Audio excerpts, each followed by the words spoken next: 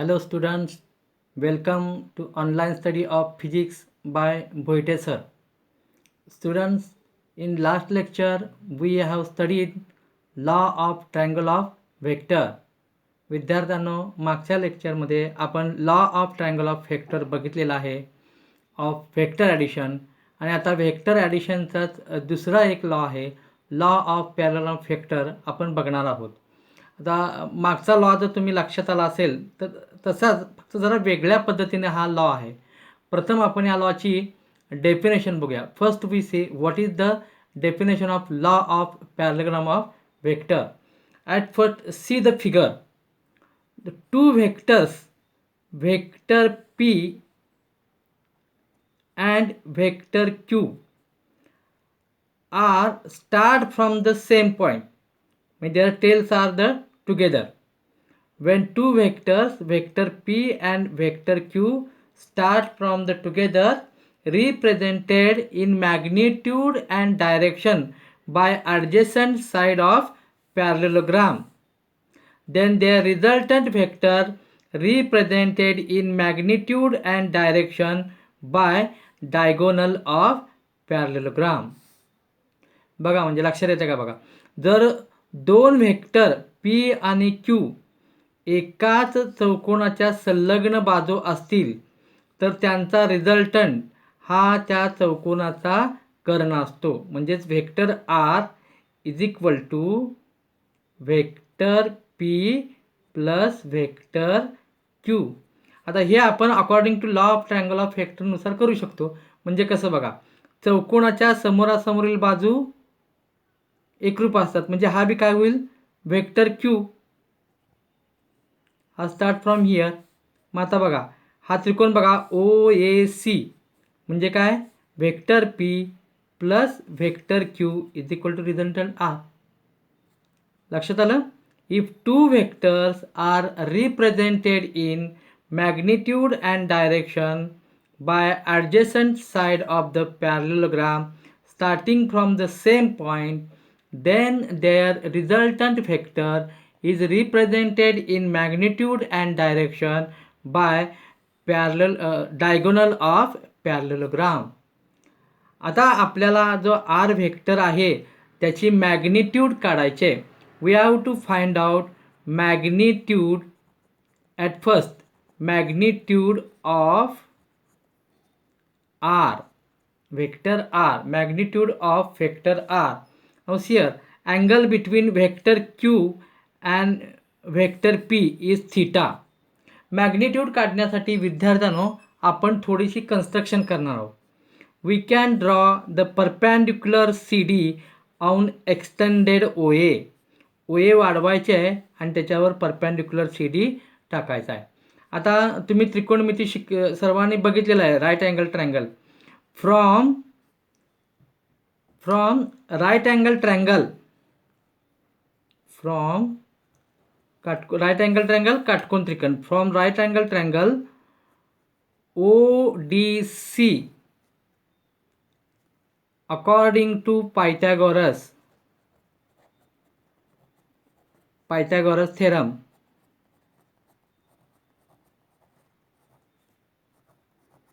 according to Pythagoras theorem, see the figure ODC. काय मिळेल आपल्याला, याचा कर्ण कुठला आहे, OC. OC square is equal to OD square plus CD square. लक्षात आलं का सर्वांच्या. पायथागोरसच्या नियमानुसार OD square plus CD square is equal to OC square. ODची किंमत काय बघा, OA plus OD is OA plus AD. ती सबस्टिट्यूट करूया आपण ह्या इक्वेशनमध्ये.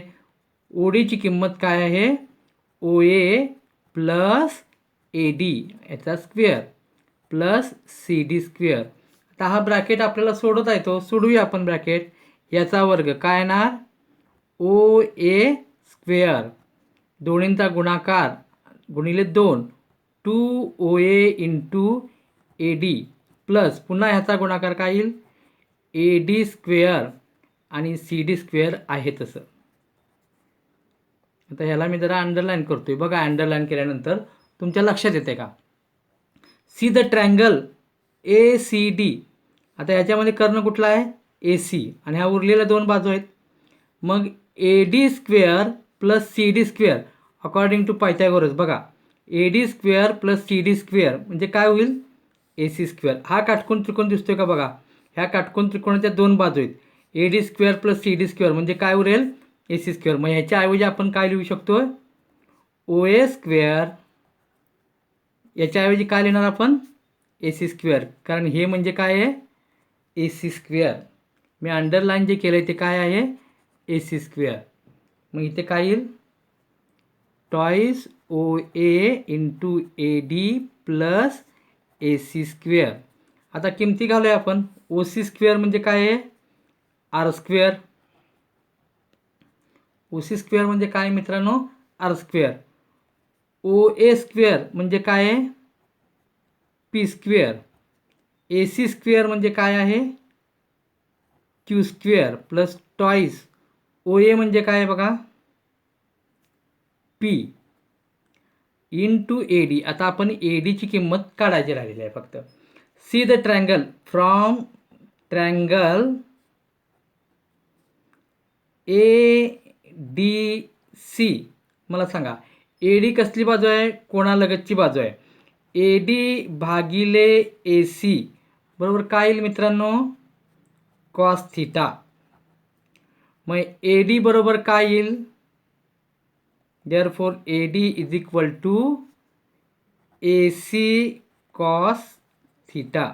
आपल्याला ही ADची जी किंमत आहे ती इथं सबस्टिट्यूट करायची आहे. Therefore R square is equal to P square plus Q square plus twice ACची किंमत किती आहे? Q. इथं घातली बा. Twice Q cos theta. ADची किंमत किती आहे? AC cos theta. AC म्हणजे काय आहे? Q. म्हणजेच ADची किंमत किती झाली? Q cos theta. ही आपण इथं हे सबस्टिट्यूट केली आहे. मग हे आहे जसं इक्वेशन लिहिलं. R square is equal to P square plus Q square plus twice PQ cos theta.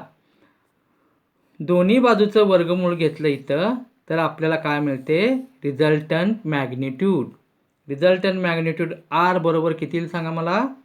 दोन्ही बाजूचा स्क्वेअर रूट घेऊया. R स्क्वेअरचा स्क्वेअर रूट 8 आणि याचा स्क्वेअर रूट घेतल्यानंतर आपल्याला काय मिळतं? R is equal to P square plus Q square plus twice PQ cos theta. अशा रीतीने आपण magnitude of resultant find out केलेले आहे. पुन्हा मी एकदा इथे रिपीट करतोय. Law of parallelogram of vector. If two vectors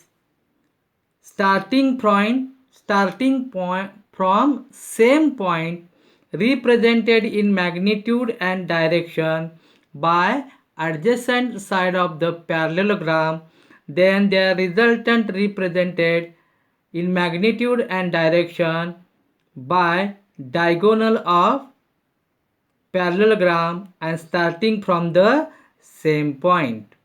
Here from this calculation we can find out the resultant magnitude. Calculation नीट बघा, पुन्हा वहीत काढा म्हणजे तुमच्या लक्षात येईल. विद्यार्थ्यांनो, आता आपण मॅग्निट्यूड काढलेली होती. R is equal to square root of P square plus Q square plus twice PQ cos theta. Next we will find out what is the direction of resultant vector R. What is the direction of resultant vector R? So we can take the angle between R, vector R and vector P. Vector R and vector P is alpha. मग आपण असं म्हणू शकतो बघा. The direction of resultant vector R is along the line which makes angle alpha with vector P. मग आता डायरेक्शनसाठी आपण बघूया. प्रथम आपण अल्फा काढूया. त्यासाठी बघा काय करायचं आहे. लक्षात आलं का? अल्फा हा अँगल कशातला आहे? व्हेक्टर आर आणि व्हेक्टर पी. मग डायरेक्शन आपण कशी सांगू शकतो? आरची डायरेक्शन अशा लाईनला आहे की जी line vector P C alpha हा अँगल करते. Therefore, to find out the resultant direction, first we find out what is the tan alpha. See the triangle ODC. आणि मला सांगा tan alpha म्हणजे काय? कोनासमोरील बाजू भागिले कोना लगतची बाजू. कोनासमोरील बाजू कुठली आहे? CD. कोनालगतची बाजू कुठली आहे? OD. आता व्हॅल्यू सबस्टिट्यूट करूया आपण. CD as it is. ओडीची व्हॅल्यू काय आहे सांगा मला? OA प्लस, मगाचीच फिगर आहे, फक्त तुमच्या माहितीकरता मी परत काढलेली आहे. OA plus AD. OA plus AD. आता आपण ह्या ट्रँगलचा विचार करूया. ADC मगाशी आपण फाइंड आउट केलं आहे, तरी पण tan alpha is equal to CD divided by OA plus AD. This is equation 1. आलं का सर्वांच्या लक्षात? आता आपण ह्या ट्रँगलचा उपयोग करून पहिल्यांदा CD आपण काढणार आहोत. CD कोनासमोरील बाजू भागिले AC. काय येतं सांगा मला? कोनासमोरील बाजू भागिले कोनालगतची बाजू, भागिले कर्ण बरोबर काय येईल? Sine theta. मग CD बरोबर काय येईल? AC sine theta. इथं आपलं लिहायचं राहिलं आहे, समोरासमोरील बाजू एकरूप असं, म्हणजे हा काय आहे? Vector Q. म्हणजेच CD बरोबर काय येईल? Q sine theta. हे लक्षात आलं का? फ्रॉम ट्रँगल ADC थीटा आहे, त्याच्या कोणासमोरील बाजू कुठली आहे? CD भागिले कर्ण कुठला आहे? AC. मग आपल्याला काय मिळेल? CD is equal to Q sine theta. आता आपण पुन्हा काय पाहणार? AD बघा, AD डिवायडेड बाय AC म्हणजे काय मिळेल? कोणालगतची बाजू भागिले कर्ण म्हणजे काय? Cos theta. म्हणजेच AD बरोबर काय? AC cos theta. AC ची किंमत आपल्याला माहिती आहे किती आहे? Q. म्हणजे AD बरोबर काय? Q cos theta. लक्षात आलं का तुमच्या? आपण हा ट्रायंगल घेतला आहे ACD. याची थीटा समोरील कोणासमोरील बाजू कुठली आहे? CD. कर्ण कुठला आहे? AC. मग कोणासमोरील बाजू भागिले कर्ण म्हणजे काय? Sine theta. म्हणजे CD बरोबर काय येईल? AC sine theta. पण AC म्हणजेच काय? Q. म्हणून CD बरोबर काय येईल? Q sine theta. आता बघा, AD डिवायडेड बाय, परत त्याच त्रिकोणावरून AD म्हणजे काय? कोणालगतची बाजू म्हणजे काय येईल? AD भागिले AC बरोबर कॉस थीटा. म्हणून AD बरोबर काय? AC cos theta. AC म्हणजे Q, म्हणजे अगेन AD बरोबर Q कॉस थीटा. आता आपण व्हॅल्यू ह्या दोन्ही व्हॅल्यू A आणि व्हॅल्यू B म्हणजे CD आणि ADच्या व्हॅल्यू घालूया. बघा, tan alpha, therefore tan alpha is equal to CD किती आहे? Q sine theta. लक्षात आहे सर्वांच्या? भागिले OA म्हणजे काय आहे? व्हेक्टर P प्लस AD म्हणजे काय आलं आहे? Q cos theta. आता ही कशाची व्हॅल्यू झाली? टॅन अल्फाची व्हॅल्यू. मग अल्फाची व्हॅल्यू काय येईल? Tan inverse of, tan inverse म्हणजे याला भागिले आहे आणि हा वर घेतल्यामुळे काय झाला? Tan inverse. Tan inverse of Q sine theta divided by P plus Q cos theta. आता दिशा कशी सांगायची आहे आपण बघा. The direction of resultant vector is along a line which makes angle alpha with vector P, and alpha is given as alpha is equal to tan inverse of Q sin theta plus P cos theta. समजले का direction? आपण direction वेगळ्या पद्धतीनं सुद्धा काढू शकतो. म्हणजे कोणत्या? आता आपण बघितलं आहे डायरेक्शन काय, वेक्टर आर आणि पी मधला अँगल अल्फा घेतला आहे. आता आपण वेक्टर आर आणि वेक्टर क्यू मधला समजा अँगल बीटा घेतला तर सेम इक्वेशन येतं. काय येतं बघा, beta is equal to tan inverse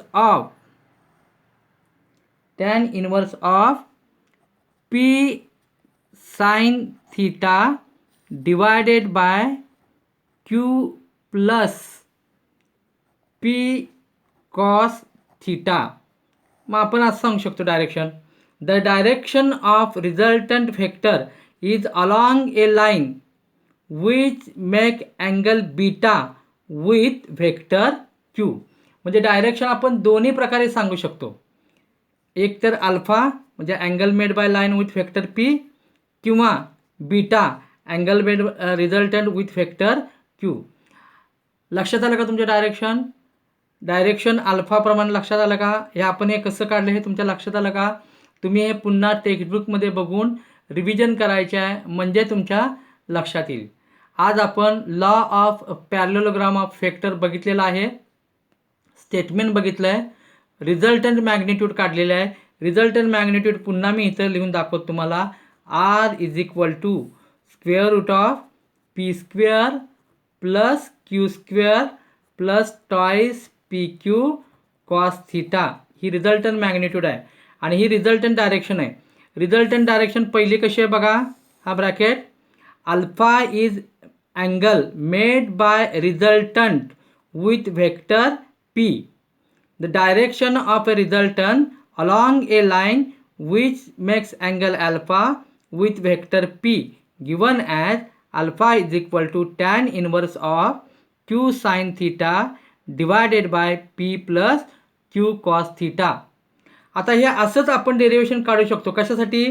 समजा रिझल्टंट आणि व्हेक्टर क्यू मध्ये अँगल बीटा आहे तर तो किती येतो, tan inverse of P sine theta plus Q plus P cos theta. तुम्ही हे एकच लक्षात ठेवायचं आहे, पण ज्यावेळी तुम्हाला नीट CET वगैरे असेल त्यावेळी बीटा हे तुम्हाला मल्टिपल चॉईसला वगैरे विचारतील. विद्यार्थी मित्रांनो, तुमच्या लक्षात आलं आहे का आज law of parallelogram of vector, त्याच्यावरून आपण रिझल्टंट व्हेक्टर काढलेला आहे आणि डायरेक्शन ऑफ रिझल्टंट व्हेक्टर काढलेला आहे. Thank you for watching my video.